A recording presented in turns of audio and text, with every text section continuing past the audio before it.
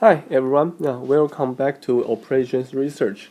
So starting from today, we will use lecture videos to give you some ideas about those lectures we want to give to you.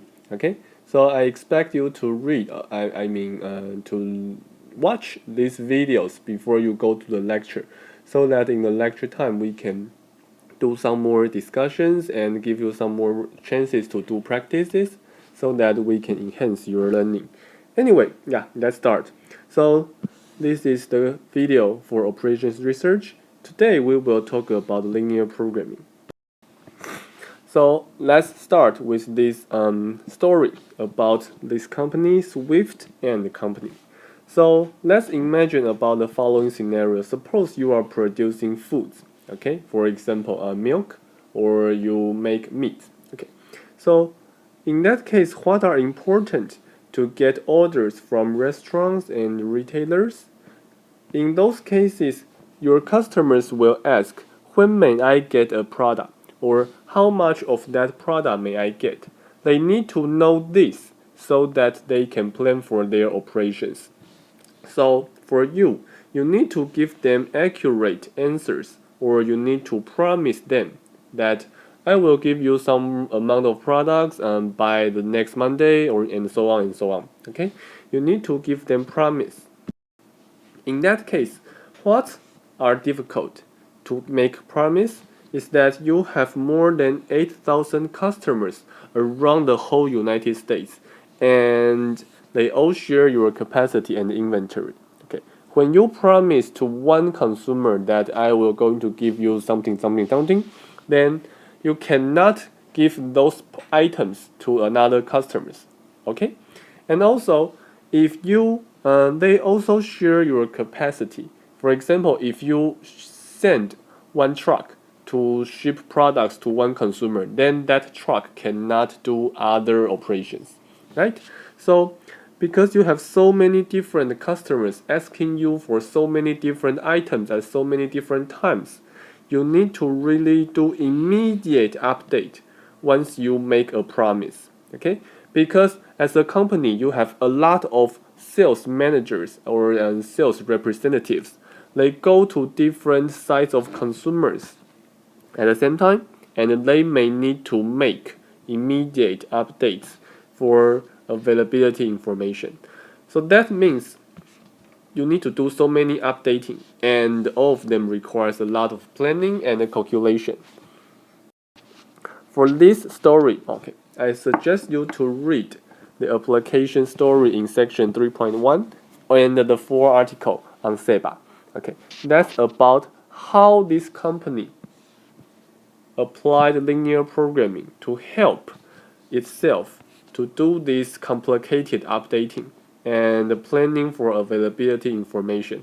Essentially, that really helped them a lot in doing business. Okay, I encourage you to read this story. So given that in mind, we know if we really want to run very large or very successful business, we need to have a very powerful way for planning and linear programming. The story of the next 5 weeks will be our central focus. Okay, and that's one of the important way for making plannings. Okay, so linear programming, as we mentioned, is a way for planning, and this tool is used a lot in practice. It's also very interesting to understand some theoretical concepts about this planning model. And finally, it's a very good starting point for all OR subjects. In fact, some people even believe that linear programming is the very first successful OR applications in the whole world. Okay, so it's very natural to start our course from linear programming. In these 5 weeks, we will study what kind of practical problems can be solved by linear programming, how to formulate problems as a linear program, how to solve them, and many things else. So for today's lecture, I need you to read chapter 3 for this introduction. Sections 3.1 to 3.3 are very important for your learning. So I encourage you to read them thoroughly. And then 3.4 provides of many interesting examples that we do not have time to cover. So this is also very relevant. In section 3.5, there are some instructions about how to use Excel to solve these problems. We will talk about that in the TA session on March 3rd. So you may read section 3.5 afterwards, and 3.6 is not so relevant to us. So in this lecture, in this video, I will give you the basic terminology about linear programming.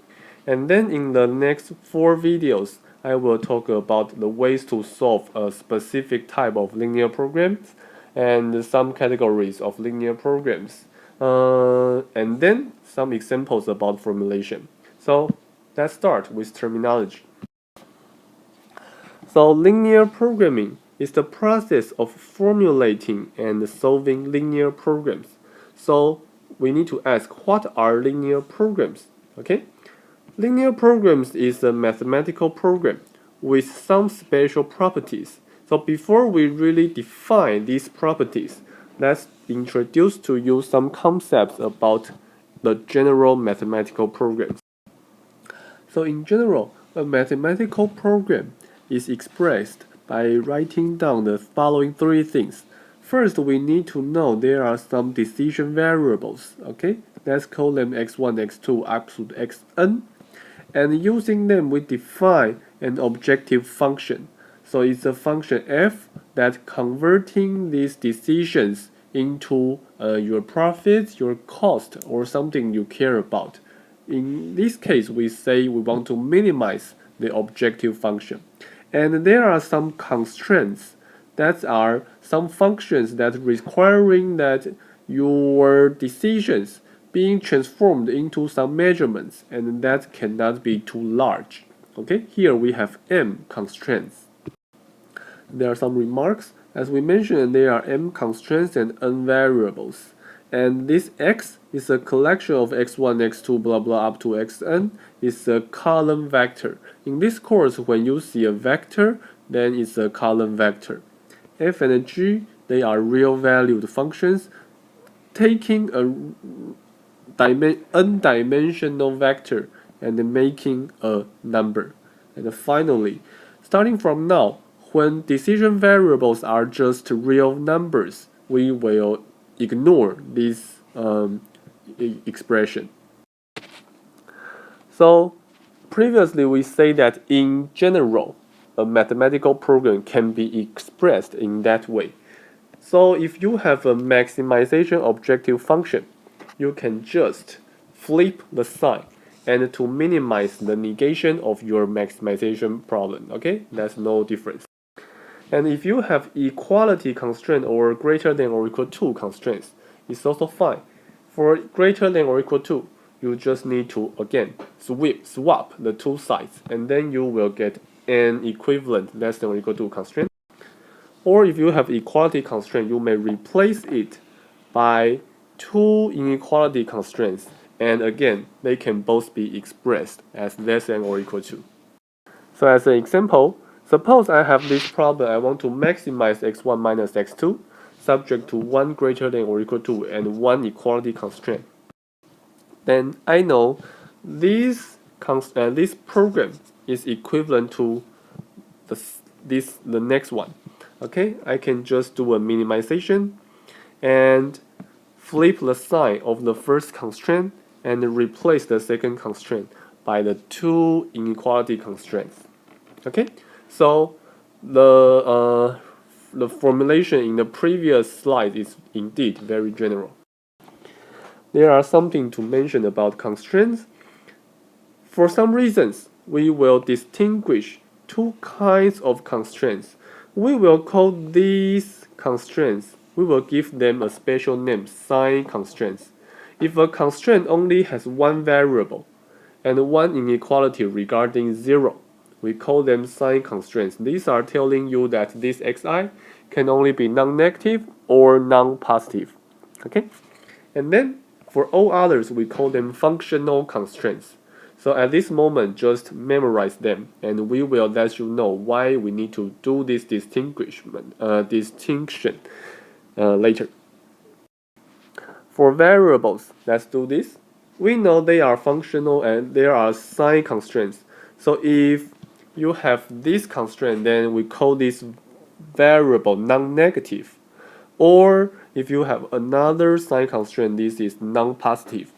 Or in many cases, variables are not restricted by sign constraints. Then we say this variable is unrestricted in sign or free. Okay? When we say that xi is a free variable, that means there is no sign constraint. But of course, there may be some functional constraints. Okay, so keep that in mind. Non-negative, non-positive, and free. So for problems, we want to find solutions. Okay, so just like if you want to plan for something, you want to find a set of operations that you should do. And mathematically, when we have programs, we want to find solutions. And in particular, there are two kinds of solutions. A solution is feasible if it satisfies all the constraints, or if it violates at least one constraint, it is infeasible. So, as an example, suppose I give you a mathematical program here, okay, and then I ask you whether these 3 points or 3 solutions are feasible. All you need to do is to take one solution, plug in it into these 5 constraints one by one to see whether it satisfies all the constraints. So these are just simple mathematics, so you may want to do the verifications by yourself. The answer is that x1 and x2, they are both feasible solutions, but x3 is not, because when you plug in x3 into the second constraint, you can see that 18 is greater than 12, and that violates the second constraint. Okay, so if we collect all the feasible solutions, we get a feasible region or feasible set. Because it is a set, so certainly it may be empty. That means there is nothing inside. So now we define optimal solutions. An optimal solution is a feasible solution. So the first condition is that it must be feasible. Otherwise, it's meaningless. Okay? It's a feasible solution that attains the largest objective value for a maximization problem. Or if you want to minimize something, then you want to get the smallest objective value. Okay? So this solution must be feasible, satisfying all the constraints. And then if you plug in that into the objective function, you need to get either the largest or the smallest objective value. So in one sentence, a solution is optimal if there is no other feasible solution that is better than this solution. An optimal solution may not be unique. If I give you a program, there may be multiple optimal solutions, or there may be no optimal solution. We're going to talk about it later in the third video. Okay, there's one idea I need to give you. It's about binding constraints. If I look at a solution, a constraint may be binding at it or not. The definition is here. Suppose I give you an inequality constraint like this: g of something is less than or equal to b. In that case, if x bar is a solution, then we say g is binding at x bar if, when you plug in x bar, this inequality becomes an equality. Okay, if x bar satisfies this constraint in an equality manner, then we say g is binding at x bar. Okay, so that's the idea. Some remarks. An inequality constraint is non-binding at a point if it is strict at that point. Okay, if you plug in x bar and then you see the left hand side and the right hand side are different, then it's non-binding. If you have equality constraint, then certainly it will be binding at any feasible solution, okay, by definition. Some examples. 2,8 is binding at, at 2,8. This constraint is binding because 2 plus 8 is exactly 10. Or this is non-binding. This constraint is non-binding at 2,8 because if you plug in into this constraint, 4 plus 8, you get 12. 12 is strictly greater than 6.